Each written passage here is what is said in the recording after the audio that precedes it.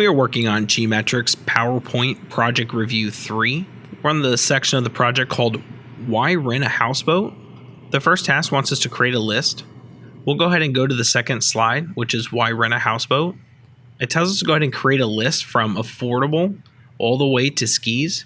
So what we'll do is we'll select all of this text. With that text selected, we're in the paragraph group. And what we want to do is click the bullets drop down. And what we're looking for is the filled squares. So we'll go ahead and select that. We'll go ahead and check that we completed that task.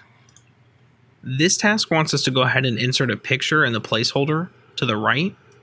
With our cursor here in the placeholder box, we're looking for picture. It's faint, but if you're not sure, you can hover over the icon. And then what we want to do is select Houseboat. And we'll go ahead and check that we completed that task. This task wants us to go ahead and add a border to this picture. So with this picture selected, we have the Picture Tools Format tab here at the top. We're in the Picture Styles group. We'll select Picture Border dropdown. We're looking for Orange Accent 1.